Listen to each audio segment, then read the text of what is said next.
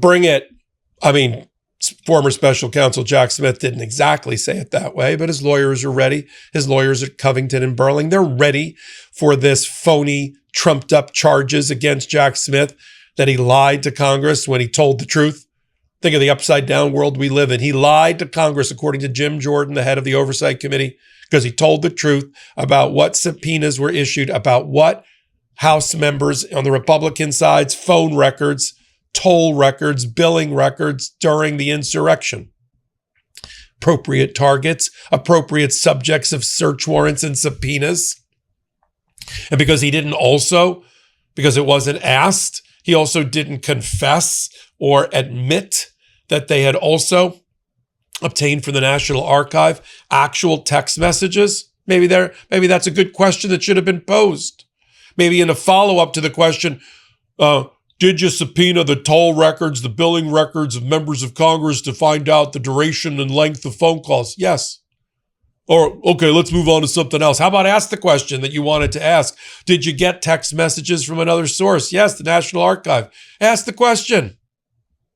Don't embarrass yourselves by trying to make Todd Blanche go after his former prosecutor in Jack Smith and bring an indictment that's doomed to fail either before the grand jury led by Jeanine Pirro or when a federal judge dismisses it for vindictive prosecution. We give you our analysis on the Legal AF podcast, and here's a clip. Jim Jordan referring special counsel Jack Smith for criminal prosecution to the Department of Justice, the Jim Jordan, Todd Blanche criminal pipeline. And I say criminal because that's how they behave, Blanche and Jordan.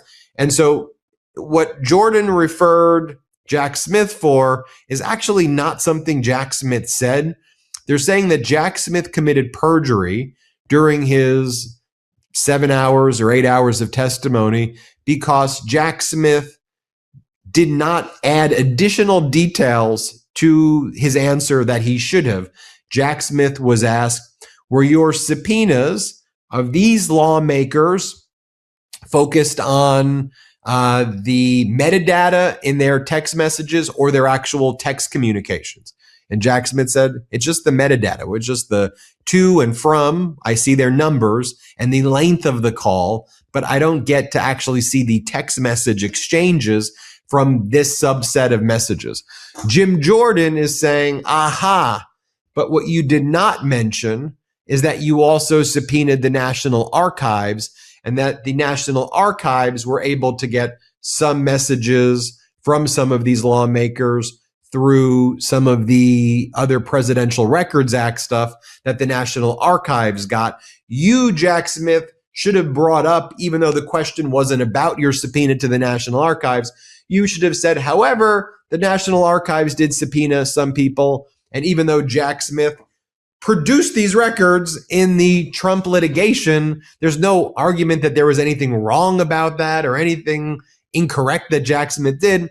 They're saying you deserve to be criminally prosecuted for lying to Congress because you answered the question directly, truthfully, but you didn't bring up a separate subpoena from the National Archive. So Popok, touch upon that, then you can touch upon the BBC. So now criminal referrals for thought crimes and things that aren't even said, but what we wanted you to say. Well, you're back to Jim Jordan's not a lawyer, really, and his staff doesn't know what they're doing either. It goes full circle, Popok. You see, I try to do that. I try to do that. Nor do they know how to ask a question.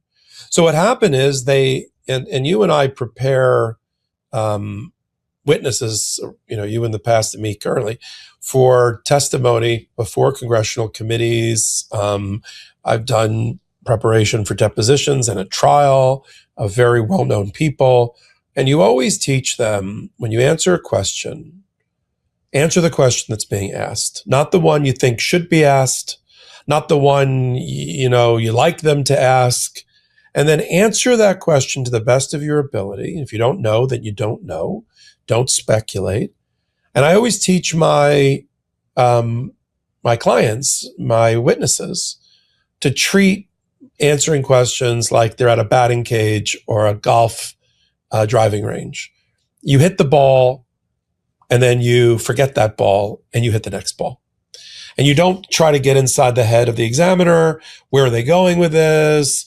They're getting into a dangerous area I'm nervous about, because you don't know where they're going. And frankly, half the time the examiners don't know where they're going either. How many depositions or examinations in court have I sat through where they've left a tremendous amount of bone or meat on the bone? You're like, oh, here we go. They're getting into that area. Oh no, they went somewhere else. And so that is a very good technique to answer truthfully the questions that are posed to you. And Jack Smith knows those rules and abided by those rules. You don't answer the question that Jim Jordan or somebody else should have asked. You answer the question that's been asked. The only question that was asked is, did you subpoena the text messages, substantive text messages of members of Congress? Members of Congress? Yes. No, not that I recall. Okay. Now, if you wanted to know, did you obtain text messages from any other source? That's an easy question to ask in follow-up. You ask that question just like that. And then I assume that Jack Smith, who's an honorable, honest guy under oath, would have said, I don't know every facet of the investigation, but I believe that we did obtain text messages from the National Archive, both of Republicans and Democrats. It's part of our investigation. That's it. So what happened is Senator Grassley, this is where Jim Jordan is helping run interference for Todd Blanche's confirmation process, and to try to create some sort of equivalency in people's minds. Oh, all the bad things that Todd Blanche has been doing, and all the scandals that lay at his feet. Jack Smith's no better. Jack Smith's no better. Everybody, it's a wash. And so vote for Todd Blanche. That's what we're watching. And so when Grassley releases documents that were conveniently given to him by, Todd Blanche, from the pile of Jack Smith investigative materials, they found an email of an exchange between FBI and Jack Smith's team about 50 or so text messages obtained from the National Archive. See, ironically, Donald Trump didn't destroy all of the presidential records he stole and took to Mar-a-Lago. He left behind some as the People's Papers in the National Archive. So when they saw that, they said, oh. So some genius on Jim Jordan's staff said, go back to the transcript. Didn't we ask him about that? You and I do it all the time. Like, wow, can we impeach somebody? Have they been impeached because their testimony doesn't match? And the problem with impeachment or with lying to Congress is the Q&A has to be identical. So they went back and somebody reported to Jim Jordan, I'm sure, this is my artist rendering. We got a problem, boss. You didn't ask that. Nobody asked that question. What do you mean? Yeah, well, we asked the questions about the text message toll records from the carriers like Verizon, but we didn't ask about the National Archive. We didn't know about the National Archive. He should have told us. He should have read our mind. He should have known the premise of our question was about the text messages.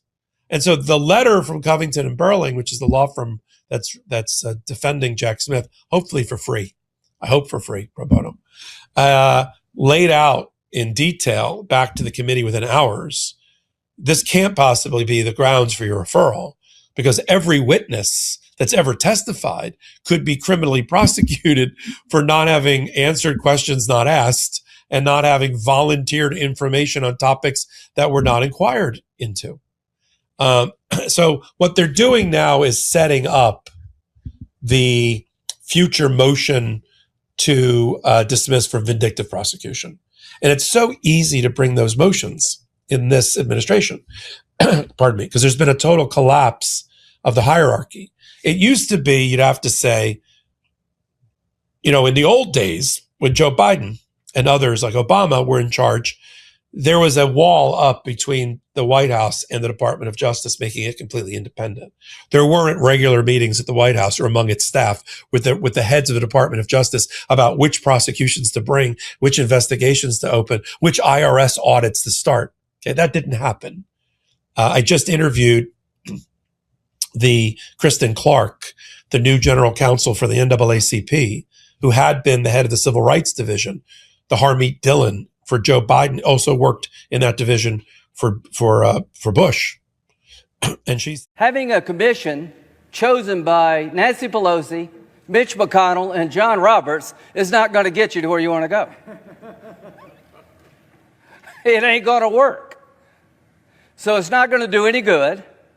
It's going to delay, and it gives credibility to a dark chapter of our history. That's why I'm not with you.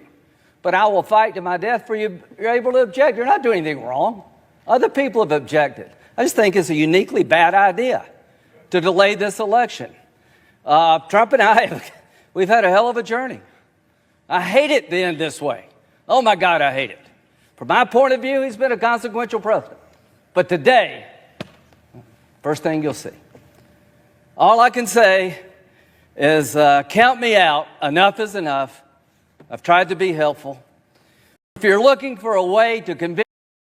There were never meetings between the Department of Justice and the White House, or there were control walls up that were respected.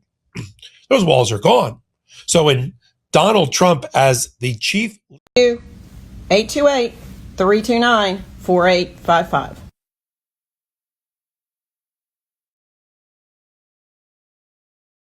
Corner.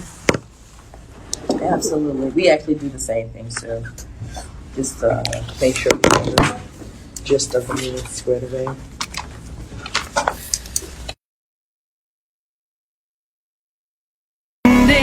At the bottom of the grave, you're digging out. When the truth comes out, yeah, you know this is just the beginning. Lights crumble down when the truth comes out.